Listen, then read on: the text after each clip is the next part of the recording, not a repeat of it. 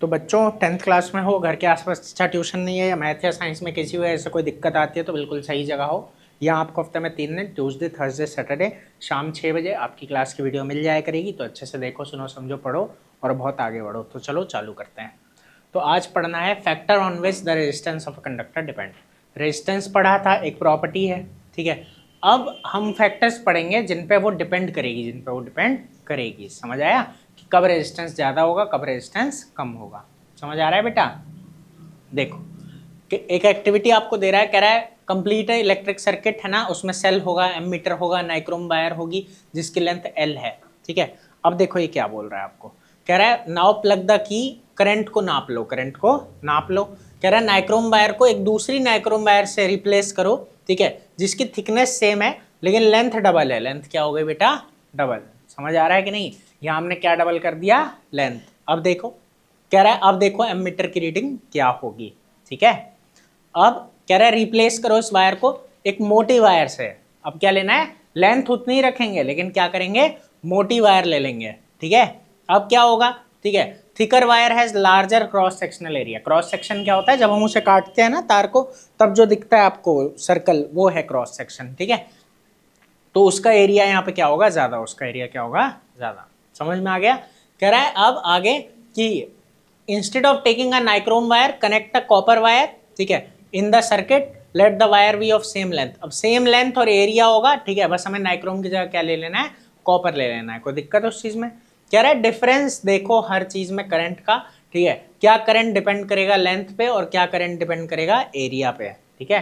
तो यहां आपको एक बात पता लगेगी सीधी सीधी, ठीक है, कि जब आप क्या करोगे, लेंथ को बढ़ाओगे, ठीक है, तो उस केस में क्या होगा? रेजिस्टेंस बढ़ेगा। रेजिस्टेंस क्या होगा बेटा? बढ़ेगा। बात समझ में आ रही है कि नहीं? ठीक है। अगर आप क्या करोगे? लेंथ को बढ़ाओगे, तार जितनी बड़ी होगी, ठीक है, रेजिस्टेंस उतना ही ज्यादा होगा। कोई दिक्कत है इस बात में? और जितनी छोटी होगी रेजिस्टेंस उतना कम, ठीक है। और इसका उल्टा होगा कब? जब तार मोटी होगी, है ना, एरिया ऑफ क्रॉस सेक्शन, ठीक है, जब क्या होगा? ज्यादा होगा, ठीक है, तो रेजिस्टेंस क्या होगा? कम। रेजिस्टेंस क्या होगा? कम। आया? तो यहाँ क्या है? डायरेक्ट रिलेशन लेंथ के बीच में और रेजिस्टेंस के बीच में क्या है बेटा? डायरेक्ट रिलेशन है। और वहीं एरिया ऑफ क्रॉस सेक्शन और रेजिस्टेंस के बीच में क्या है? Inverse relation. कोई दिक्कत है इस बात में? आया भाई समझ में? ठीक है। अभी तक 4 यूनिट आप लोग देख चुके हो, मतलब 4 चीजें देख चुके हो, ठीक है। करंट था, ठीक है, करंट की यूनिट क्या थी? एम्पेयर थी, ठीक है। उसके बाद तुम्हारा चार्ज था, ठीक है, चार्ज की थी कुलम्ब। क्या थी बेटा? कुलम्ब थी। फिर पोटेंशियल डिफरेंस तुमने देखा था, उसकी वोल्ट है, क्या है? वोल्ट। और रेजिस्टेंस क्या है? ओम। रेजिस्टेंस का क्या है? ओम। अब एक और देखोगे, ठीक है, फिलहाल ये देखो, कह रहा है आप देखोगे, ठीक है, कि जब एमीटर रीडिंग है ना वो डिक्रीज हो गई 1/2 से, जब हमने लेंथ को डबल किया, लेंथ को क्या कर दिया? डबल, ठीक है, लेंथ डबल किया, तो यहाँ पे क्या हुआ कि एमीटर रीडिंग क्या हो गई? Decrease to 1/2 when the length of wire is double. Ammeter reading increase when thicker wire of the same material of same length is used. शायद मैंने उल्टा बता दिया यहाँ तुमको, एक मिनट, चलो देखो क्या है, एक मिनट।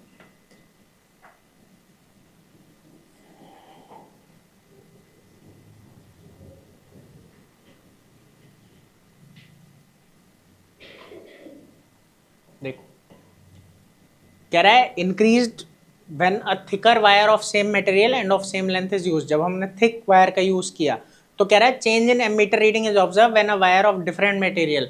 अगर अलग मटेरियल यूज करते हैं तो अलग होता है, ठीक है।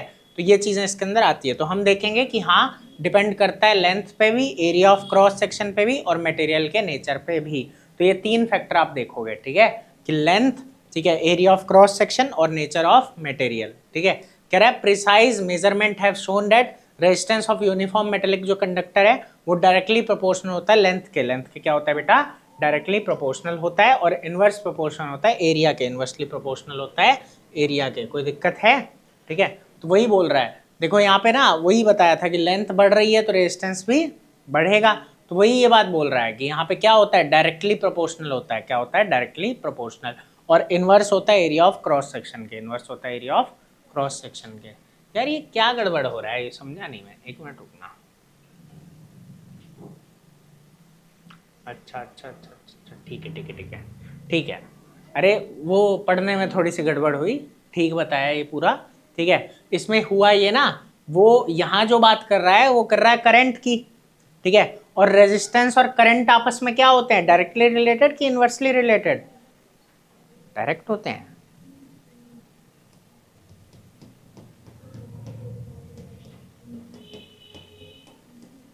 समझ आया कुछ? इनवर्सली हुए ना। तुमने क्या पढ़ा, V बराबर आई आर होता है, तो R बराबर क्या है, V अपॉन में I है। इतने में कोई दिक्कत है? तो भाई यहाँ पे क्या हो रहा है, करंट से ये क्या है, इनवर्स रिलेशन में है ना। समझ आ रहा है कि नहीं? ठीक है, रेजिस्टेंस क्या हो गया, करंट से इनवर्स रिलेशन में। तो वही वो बोल रहा है कि एमीटर तो हमें क्या दिखाता है, करंट दिखाता है। समझ आ रहा है कि नहीं? तो वही बोल रहा है कि जब हमने क्या किया, लेंथ बढ़ाई, ठीक है, तो करंट क्या हुआ, कम। करंट क्या हुआ, कम हुआ। इसका मतलब रेजिस्टेंस क्या हुआ, बढ़ा। रेजिस्टेंस क्या हुआ बेटा, बढ़ा। समझ आया? एमीटर की रीडिंग क्या दिखा रही है ये, और फिर ये क्या दिखाएगा, आर का उल्टा। समझ आ रहा है कि नहीं? ठीक है, मतलब ये कम हो जाने का मतलब है रेजिस्टेंस बढ़ गया, रेजिस्टेंस बढ़ गया। समझ में आया? कोई दिक्कत? ठीक है, वो बस मैं थोड़ा सा वहां कंफ्यूज हुआ था क्योंकि मतलब ठीक है, ठीक है, तो ये चीज आ जाती है क्योंकि वहां वो एमीटर की रीडिंग मतलब करंट है। ठीक है, और करंट इनवर्सली इससे प्रोपोर्शनल है रेजिस्टेंस से। ठीक है भाई, आया? तो देखो, तो यही बोल रहा है, आर जो है हमारा क्या है, डायरेक्टली रिलेटेड है बेटा लेंथ से। ठीक है, और इनवर्सली रिलेटेड है 1/a है ना, एरिया ऑफ क्रॉस सेक्शन। जब साथ में लाए तो L/a हो गया। समझ आया? अब यहाँ एक बात समझना, मैंने बोला था जब हम ये प्रोपोर्शन का साइन हटाते हैं, ठीक है, तो उसकी जगह एक कांस्टेंट आता है, उसकी जगह क्या आता है, कांस्टेंट। समझ आया? अब ये एक और कांस्टेंट तुम्हारे पास आ गया, ये होता है रो। क्या होता है, रो। तो रो यहाँ पे कांस्टेंट ऑफ प्रोपोर्शनैलिटी है। ठीक है, और इसको इलेक्ट्रिकल रेजिस्टिविटी बोलते हैं। क्या बोलते हैं, इलेक्ट्रिकल रेजिस्टिविटी। तो देखो, रेजिस्टेंस क्या है, एक प्रॉपर्टी है। समझ आ रहा है कि नहीं? ठीक है, और यहाँ एक नया आया क्या, रेजिस्टिविटी। समझ आ रहा है कि नहीं? ठीक है, तो रेजिस्टिविटी उसका मतलब वैल्यू है। ठीक है, मतलब ये कांस्टेंट है। ठीक है, तो इसको रो पढ़ते हैं, क्या पढ़ते हैं, रो। समझ आया? रेजिस्टेंस एक प्रॉपर्टी है और ये रेजिस्टिविटी जो है ये कांस्टेंट है। ये क्या है बेटा, कांस्टेंट। ठीक है, और इसकी भी ऐसा यूनिट क्या है, ओम मीटर। इसकी ऐसा यूनिट क्या है, ओम मीटर है। समझ आ रहा है? कोई दिक्कत इतनी बात में? ठीक है, आया भाई साजन कि नहीं आया? कह रहा है it is a characteristic property of the material. ठीक है, कह रहा है metals and alloy have very very low resistivity. देखो एक बात है ना कि जो मेटल्स होंगे, ठीक है, उनकी क्या है, रेजिस्टिविटी बहुत कम होगी क्योंकि वो गुड कंडक्टर होते हैं। ठीक है, तो उनकी क्या होती है, 10⁻⁻8। ठीक है, ओम मीटर। इतने में कोई दिक्कत है? ठीक है, अब आगे कहता है 10⁻⁻6 ओम मीटर तक। कह रहा है गुड कंडक्टर होते हैं। जो इंसुलेटर होते हैं रबड़ और ग्लास के, उनकी रेजिस्टिविटी बहुत हाई होती है, 10⁻12 से 10 की पावर, यहाँ माइनस है याद रखना। ठीक है, तो 10⁻12 से 10⁻17 ohm metre. Both the resistance and resistivity of a material vary with temperature. और एक बात और है कि ये जो रेजिस्टेंस और रेजिस्टिविटी है, ये दोनों टेम्परेचर के अकॉर्डिंग क्या करते हैं बेटा, वेरी करते हैं। कोई दिक्कत है इस चीज में? अब ये टेबल है, एक वो रेजिस्टिविटी दिखा रहा है। ठीक है, कि of an alloy is generally higher than that of its constituent metal. कि जो एलॉय होता है उसकी जो रेजिस्टिविटी होगी वो जिन मेटल से वो बना है उससे क्या होगी, ज्यादा। उससे क्या होगी, ज्यादा। ठीक है, तो एलॉय जो है ना, लेकिन क्या है कि ऑक्सीडाइज नहीं होते, मतलब बर्न नहीं होते हाई टेम्परेचर पे। इसीलिए क्या है कि एलॉय का यूज किया जाता है। ठीक है, जैसे आयरन में, टोस्टर में, इन सब चीजों में। एक टंगस्टन नाम की चीज है, ठीक है, इलेक्ट्रिक बल्ब के फिलामेंट में यूज होता है। ठीक है, वो टंगस्टन बहुत हाई लेवल मतलब हाई टेम्परेचर को झेल लेता है। समझ आया? तो वो चीज़ थी। वेयर एज कॉपर और एल्यूमिनियम जो है इलेक्ट्रिकल ट्रांसमिशन लाइन में डाले जाते हैं। तो ये आपको हर चीज़ की रेजिस्टिविटी इस तरीके से दिखा रहा है। कोई दिक्कत है इतनी बात में? अभी तक जितना पढ़ा है सब समझ में आ गया ना डिटेल में अच्छे से? मतलब ये चैप्टर बहुत आसान है, कुछ बहुत मुश्किल नहीं है। ठीक है, आगे एग्जाम्पल्स हैं, क्वेश्चंस हैं, और उसके बाद ये आएगा एक resistance of a system of register. यहाँ पे हम क्या करेंगे, सिस्टम बनाएंगे, तो वो देखते हैं। अभी पहले एग्जाम्पल्स देख लो एक बार। करोगे खुद से ट्राई? 11.3 का ए करो और बी करो जल्दी। बेटा आप लोग भी अगर ऑनलाइन पढ़ रहे हो तो एक बार वीडियो पॉज करके पहले ट्राई करो, फिर मैं बताता हूँ। चीटिंग मत मारना।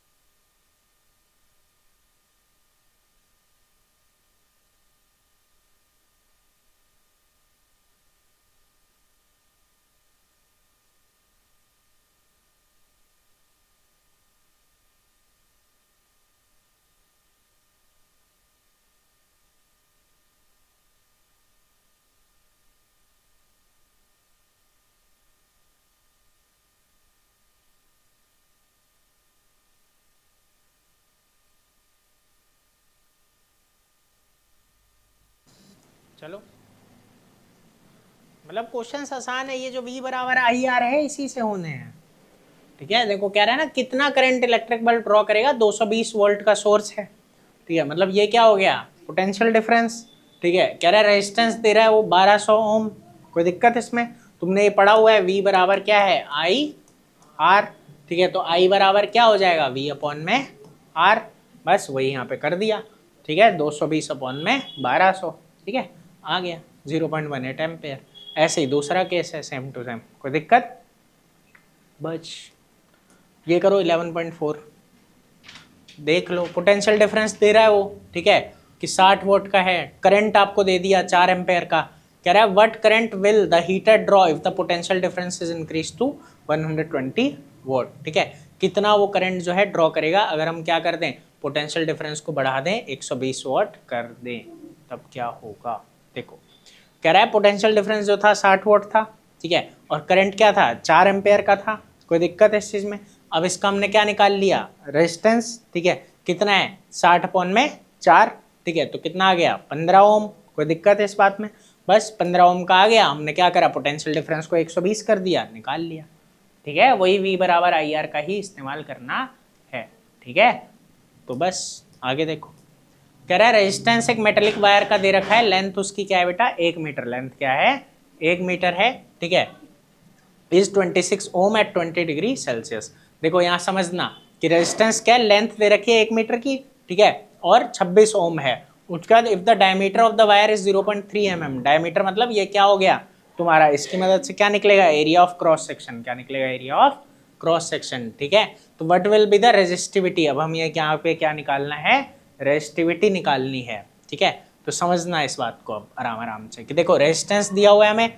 ठीक है, डायमीटर दिया हुआ है इतना 0.3 mm है, इसका मतलब मीटर में अगर करोगे तो 3 इंटू 10 की पावर -4 मीटर हो जाएगा। और लेंथ कितनी दे रखी है बेटा, 1 मीटर। कितनी दे रखी है, 1 मीटर। ठीक है, अब अभी तुमने पढ़ा कि रेजिस्टिविटी क्या है, रेजिस्टेंस इनटू में एरिया अपॉन में लेंथ। एरिया अपॉन में क्या है, लेंथ। ठीक है, तो वही वो बोल रहा है कि रेजिस्टिविटी बराबर, ठीक है, तो रो कितना हो जाएगा, R इंटू ए अपॉन में L, है ना।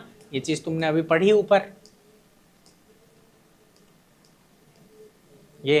ठीक है, कि ये क्या होता है तुम्हारा जो है उससे डायरेक्ट प्रोपोर्शन में, उससे इनवर्स प्रोपोर्शन में। ठीक है, तो तुम्हें ये निकालना है। ठीक है, तो अगर तुम इसको देखोगे तो ये A वहां जाके क्या हो जाएगा, मल्टीप्लाई। ठीक है, और L डिवाइड में, तो वही चीज यहाँ पे करी हुई है सेम टू सेम।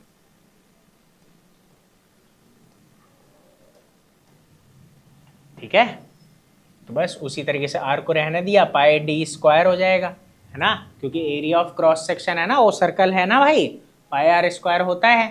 ठीक है, तो वही चीज वहां पे हो रही है। उसके बाद अपॉन में लेंथ क्या हो गई, 4L।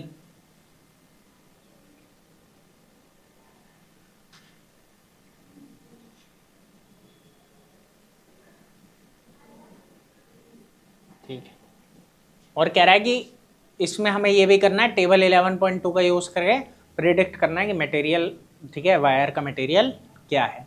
तो जब आप ये निकालोगे तो ये लगभग आया 1.84 इंटू 10 की पावर -6। तो उस हिसाब से, ठीक है, कि रेजिस्टिविटी जो है वो मेटल की ये बन रही है आपकी। ठीक है, और अगर हम टेबल देखेंगे तो क्या होगा, मैंगनीज, वो क्या है, मैंगनीज। समझ में आया भाई, सुजन समझ आया, कुछ नहीं आया।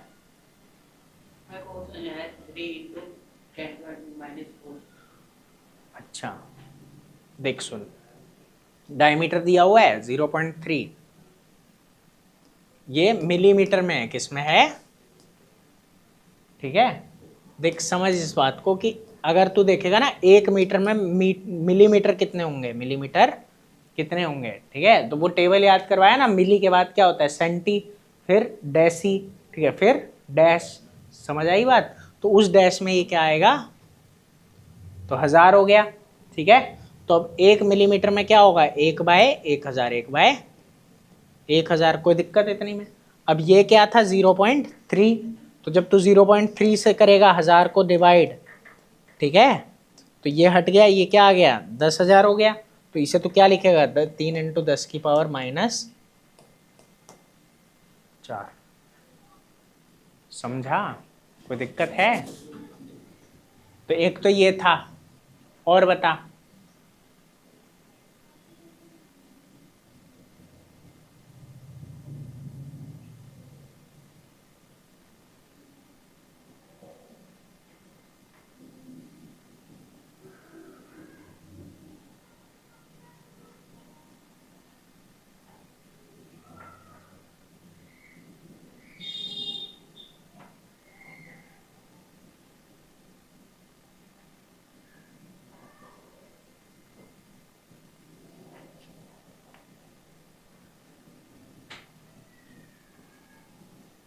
अच्छा ये बताओ, नॉर्मली पूछ रहा हूँ कि यहाँ पे मैंने थोड़ा जल्दी कर दी कि यहाँ पे पाई डी स्क्वायर लिया और नीचे क्या ले लिया है 4l, ये क्यों लिया? एरिया क्या होता है देखो, पाई आर स्क्वायर एरिया क्या होता है कि नहीं? इसने ना यहाँ आर स्क्वायर की जगह क्या लिया हुआ है बेटा, डी स्क्वायर। क्या लिया हुआ है, डी स्क्वायर। तो जरा समझना इस बात को कि आर इंटू आर लेना था, ले क्या लिया, 2r इंटू 2r, हाँ या ना? तो ये 2 2 सा क्या होता है 4, इसलिए नीचे क्या किया है 4 से डिवाइड कर दिया है। आई बात समझ में? भाई तुझे आया कि आराम से बताऊं? समझ तो तुम में से किसी को नहीं आया होगा, क्योंकि मतलब अभी नहीं पहले, क्योंकि वो बात मैंने बताई ही नहीं वहां पे। भाई ये समझो कि ये पाई आर स्क्वायर है ना, पाई आर स्क्वायर का मतलब क्या हुआ है, पाई इंटू आर। आर की जगह हमने क्या लिया है, डी लिया है ना, तो डी क्या होता है, डबल ऑफ रेडियस। यहां भी डी ले लिया, पाई डी स्क्वायर ले लिया। अगर मैं इधर पाई डी स्क्वायर लेना चाहता हूं तो मुझे क्या करना पड़ेगा, 4 से डिवाइड करना पड़ेगा, क्योंकि ये 2r है, ये भी 2r है, 2 2 सा क्या होता है 4। समझ आया? तो वो कैंसिल होके पाई आर स्क्वायर बनेगा। तो अगर मैं आर की जगह डी लेना चाहता हूं तो मुझे यहाँ क्या लगाना पड़ेगा बेटा, 4 लगाना पड़ेगा। ऐसे ये चीज करिए। आई बात समझ में? कोई दिक्कत? ठीक है। एक बात और क्लियर करनी थी, ठीक है, बाकी ठीक है। तो वही है कि यहाँ पे रेजिस्टेंस पे फर्क पड़ रहा है, और रेजिस्टेंस जब इक्वल होता है तो यहाँ पे एक नया वो आया कांस्टेंट, ठीक है। इसी कांस्टेंट को हमने क्या नाम दिया बेटा, रेजिस्टिविटी, ठीक है। तो यही कांस्टेंट जब हमें निकालना था तो रेजिस्टेंस इनटू में एरिया अपॉन में एल, इससे हमने निकाला है। आ गया ये वाला क्वेश्चन समझ सबको? अब भाई आया साजन, या आराम से फिर बता दूं? पूछ ले, रोइयो मत बाद में, बस कल जब मैं पूछूंगा। टेस्ट किसका है कल, साइंस का कि मैथ का? साइंस का है, ठीक है। कौन से चैप्टर का दोगे? इसी का दे दो जितना पढ़ा है, ठीक है। इलेक्ट्रिसिटी का ही टेस्ट है, जितना पढ़ा दिया। ये एग्जाम्पल 11.4 क्या बोल रहा है, कह रहा है पोटेंशियल डिफरेंस दे रहा है 60 वोल्ट का, करंट दे रहा है तुमको 4 एम्पेयर का। अच्छा ये तो हो गया ना। ये 11.6 कह रहा है एक वायर है, ठीक है, गिवन मटेरियल का, जिसका लेंथ L है, एरिया ऑफ क्रॉस सेक्शन, ठीक है, और रेजिस्टेंस दे रखा है तुमको 4 ओम, ठीक है। यहाँ पे रेजिस्टेंस दे दिया। कह रहा है रेजिस्टेंस क्या होगा एक दूसरी वायर का, ठीक है, सेम मटेरियल है, उसकी लेंथ क्या है, हाफ। लेंथ क्या हो गई बेटा, हाफ हो गई। और एरिया ऑफ क्रॉस सेक्शन क्या हो गया, double. Area of cross section क्या हो गया, डबल हो गया, ठीक है। तो यहाँ पे हमें ये चीज निकालनी है। कह रहा है कि मान लो रेजिस्टेंस की अगर बात कर रहे हैं, ठीक है, तो L अपॉन ए, तो ये आ रहा है तुम्हारा 4 ओम। अब कह रहा है जो सेकंड वायर है, ठीक है, उसकी रेजिस्टिविटी तो सेम ही रहेगी, ठीक है। तो R2 बराबर क्या होगा, L अपॉन में 2 अपॉन में 2a है, ठीक है। तो जब इसको सॉल्व करोगे तो ये क्या आ जाएगा 1/4, ठीक है। तो इस तरीके से ये चीज चल रही है कि यहाँ पे क्या है 1/4, तो वो क्या हो जाएगा 1/4, क्या हो जाएगा 1/4, ठीक है। तो रेजिस्टेंस जो नए वायर का होगा वो क्या हो जाएगा 1 ओम। उसका 4 था तो इसका क्या हो जाएगा 1। ये क्वेश्चन आया समझ में? सूजन कुछ नहीं किया, देख पहले रेजिस्टेंस दे रखा था हमको, ठीक है। रेजिस्टेंस का फॉर्मूला ये होता है, ठीक है, L अपॉन ए। उसके बाद ये है नाउ फॉर सेकेंड वायर, है ना, दूसरे वायर के लिए हमने क्या किया L/2, और ये क्या हो गया 2 अपॉन में ए। इस बात में कोई दिक्कत? ठीक है। अब क्या है कि इनको तो रहने दो बाकी चीजों को, ठीक है, कि L अपॉन ए को छोड़ दिया, इसको छोड़ दिया, ये 2 और ये 2 लेंगे ना जब, तो ये क्या बन जाएगा 1/4, क्या बन जाएगा 1/4। तो हमें क्या पता लगा कि जो नया वाला है उसका पुराने वाले का 1/4 है, पुराने वाले का 1/4 है, तो जो पुराना वाला था उसे हमने 4 से क्या कर दिया, डिवाइड। आई बात समझ में? आगे क्वेश्चंस हैं, इनको आप खुद से घर से प्रैक्टिस करके आओगे और यहाँ तक का टेस्ट है, ठीक है। उसके बाद resistance of a system of resistors ये पढ़ेंगे नेक्स्ट क्लास में। आज के लिए इतना ही है, बस चैप्टर लगभग खत्म, थोड़ा सा रह गया है। हीटिंग इफेक्ट मतलब लगेगी अभी 1-2 क्लास और लगेगी, ठीक है, कोई नहीं। आ गया ना इतना समझ में? बस ठीक है बच्चों, आपको भी समझ आ गया होगा। बाकी कहीं कोई डाउट हो तो कमेंट करना, मैं कोशिश करूँगा आपको और अच्छे से समझा सकूँ। तो बस आज के लिए इतना ही, बाकी परसों मिलते हैं शाम 6 बजे।